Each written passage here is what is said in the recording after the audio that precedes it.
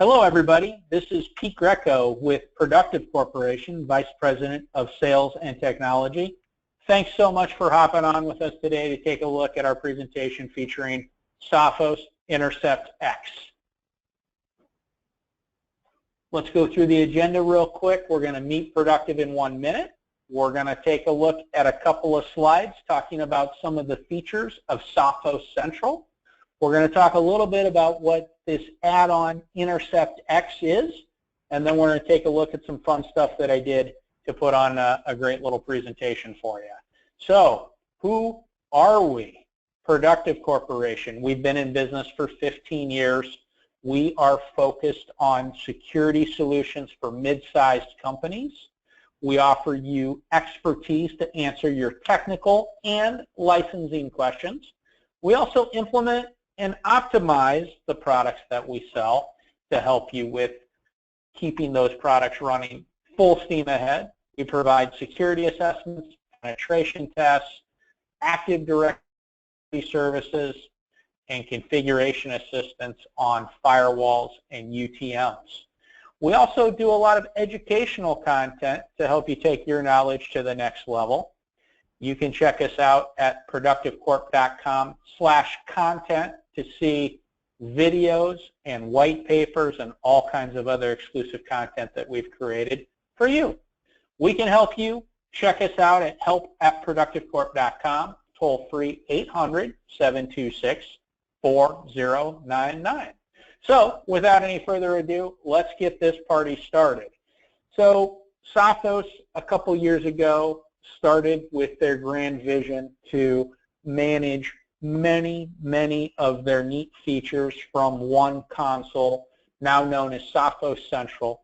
It gives you the capability to manage your endpoints, your mobile devices, your servers from one console, and coming real soon is the ability to manage your Sophos UTM from that same console. The policies are user-based, so when you have a user accessing their tablet, accessing their phone, accessing their desktop and their laptop, they're going to have one policy that applies to them so that they can do the work that they need to do and keep that access at the appropriate level. One of the latest features that's been added in here is data encryption or endpoint encryption, which is really kind of a next level capability to manage and store the encryption keys, so if somebody's getting locked out, you can help get them back into their machine and back to work.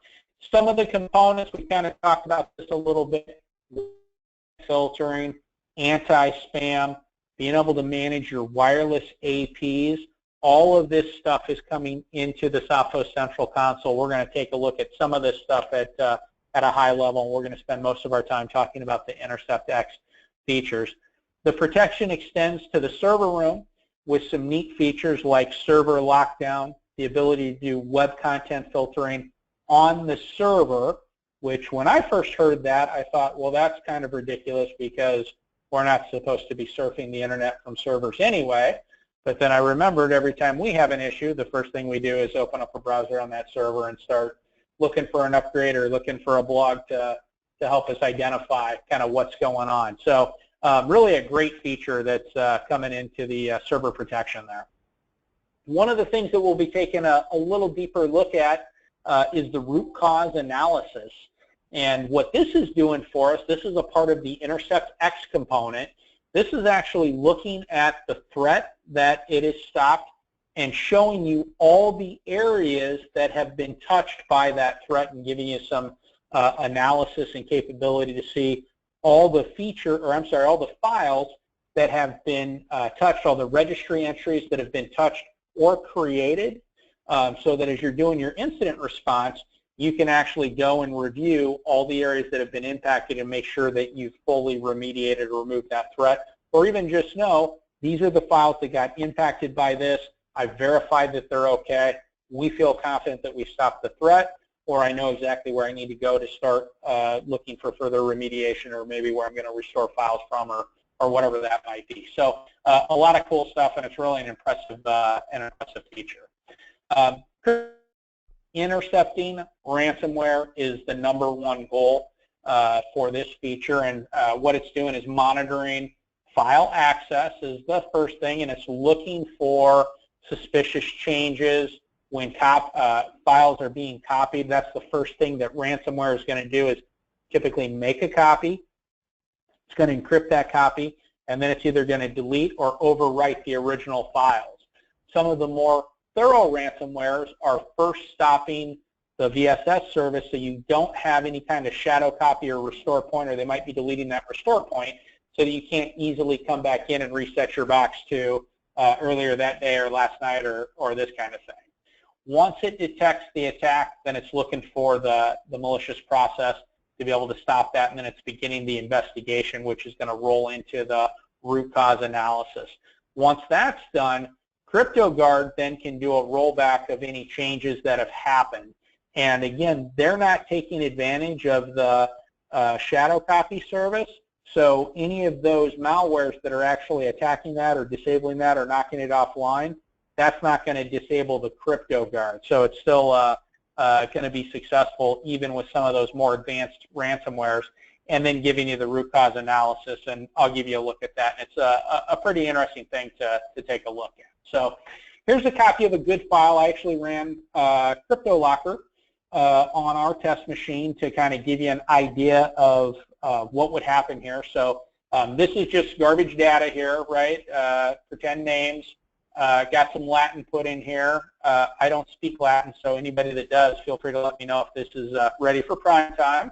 Right, and this is what the original file looks like. Notice mock data 2 is the file name. What I did on the first go around is I disabled the Cryptolocker. So this is the Intercept X protection. So this is my endpoint agent on my test machine. You can see I've turned off the ransomware detection. I've turned off the exploit mitigation. I've turned off the malicious traffic detection. Right, and I didn't have peripheral control or application control on anyway. So next thing that I did is ran the Cryptolocker Threats, and I come back into my mock data 2 file, and this is what it looks like. You can see my first couple lines are kind of okay, but everything else has been completely garbled up. So with the CryptoGuard running, this gets prevented. Once I have the threat running, I'll see it. Now I'm in my Sophos Central Console here. I'll see my alerts light up, and I can start drilling into my root cause analysis to see what went down. So the first thing that I might do is actually click into the alert and see what's going on. Now I've already cleared that alert, but here's where I would see it. I would be able to click on it and run any kind of cleanup if I needed to. Here you can see this is a non-compliant situation from where I've disabled protection. I could try and do a reinstall. Once I've cleared the air, I can simply get rid of that.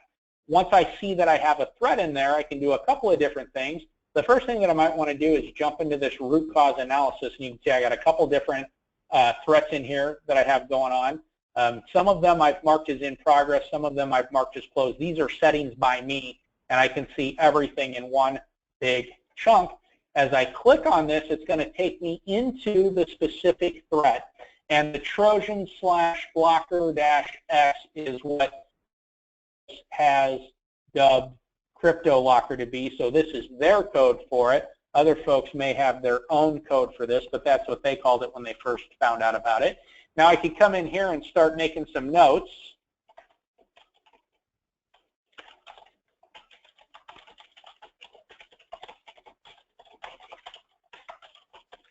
Right, for whatever I need. And so my first thing might be that someone called the help desk and said that my Sophos was lighting up like a Christmas tree, because when we run this, multiple things are happening, and so Sophos is doing multiple things to stop it.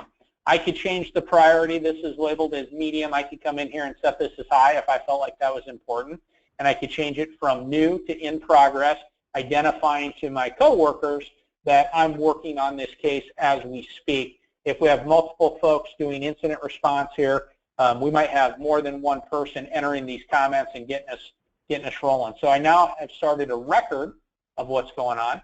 I can pop over to my visualization and see all the things that have gotten touched. And this is really a cool little deal here. So you can see I've got some color and some different kinds of things here. Up here I have my legend explaining what's going on. So this is a network connection. These are the registry keys. You can see 57 registry keys have been touched by this one incident here. So this is one machine with Cryptolocker, 57 registry keys impacted. Processes that have been touched and files that have been touched. Down here now, I've got these two little dots. The red dot is the root cause. This is where it came from. So that's right here. This is the source point.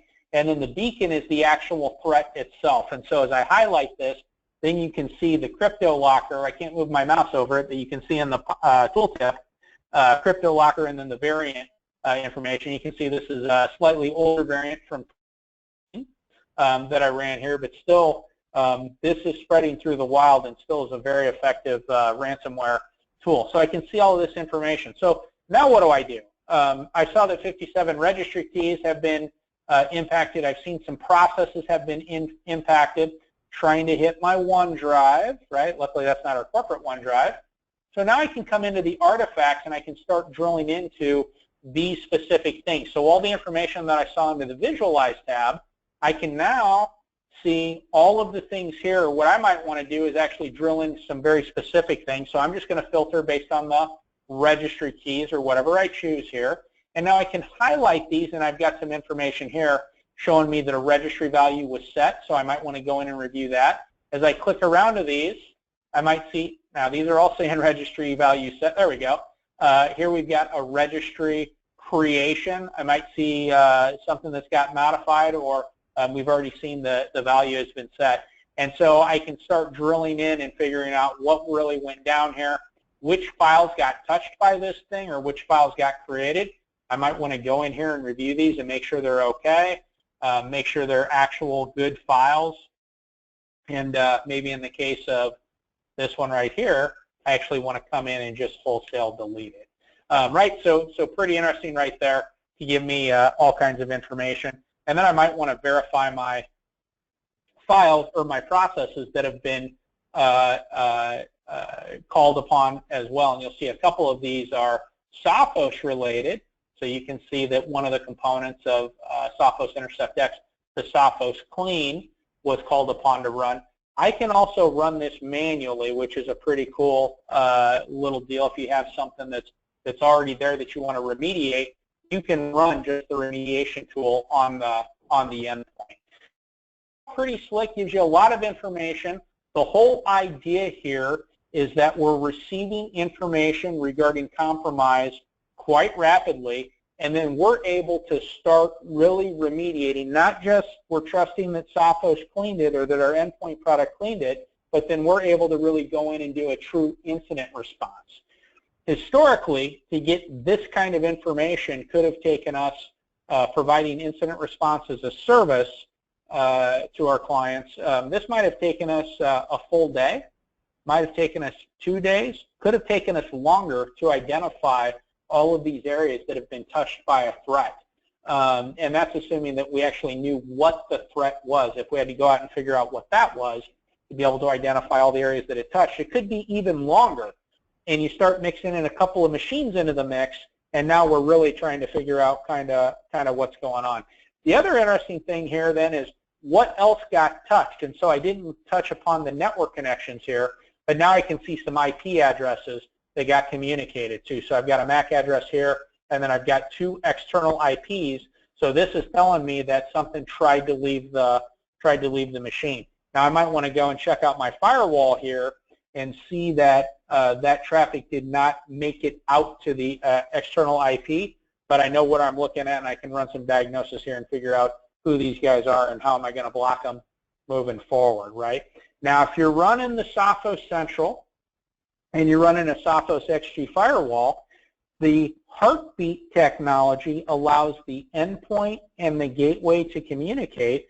So in a situation where you've got an application that maybe hasn't done anything malicious yet, so the endpoint hasn't triggered, but it's sending out command and control code, it can identify this traffic is bad, and it can reach back out to the endpoint and say, this traffic I've identified is bad. Whichever application is originating it is malicious, and Sophos can kill it on the endpoint before it actually is able to execute some kind of vulnerability, download a backdoor dropper, bring some kind of payload in and start executing that. Hopefully the protection would stop, but let's stop it before it has the chance to take effect, right? So can see a lot of information in the root cause analysis.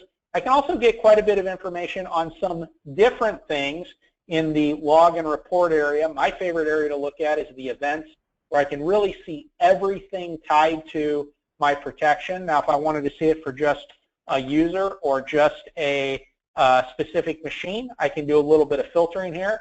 You can see me and all the machines that I'm connected to. And then I can come in here and start kind of filtering down. Maybe I don't care about any of the web traffic that I've been generating. I just want to kind of see my PUAs that I've come into contact with and get some information here. So a lot of different ways to drill into it, and then I can go out to Sophos right from here and start seeing some information or doing some additional research, which I find to be pretty handy. This program is a user-based system. So one user, like myself, can have tons of devices. So I have a couple different laptops. I have an Android tablet. I have a iPad. I have an iOS phone. And that one policy can cover all of my gear. To get me started here, I want to import my user credentials. I did that using the Active Directory Sync utility from Sophos. I'll just go preview and sync. That's going to pull up all of my AD. Now, we don't have AD changes happening here, so we're probably not going to see anything that needs to get you. Maybe. We're probably not going to see anything that needs to be changed, but if I do, I'll be able to see exactly what it is. You can see all mine are zeros. But if we'd added a new employee today, or maybe somebody left the organization, I would see maybe users to delete or users to modify or users to add. And then I can approve those changes and continue. If I saw something glitchy or something that I didn't want in here, I could reject those changes and stop. Either way, I don't have anything, so it's not going to make a difference what I do. And then in my configuration, I run this manually. But if you have a lot of changes, you might want this to run a little more periodically than when I do. And regardless of how you schedule this, you can always open this up on your local workstation and run it. And there's no charge for the AD Sync tool. You do have to have the right level of licensing to get it. Once you have it, though, if you have 3 or 4 admins, they can all run it on their machine. You don't have to worry about any licensing on this product. Once I have my users in, then I can email them to get them set up. So I can send them the link to install the Sophos endpoint.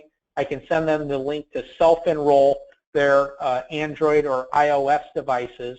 I can also download the agents from my Protect Devices area, and I can push these out using a GPO or some other software deployment tool.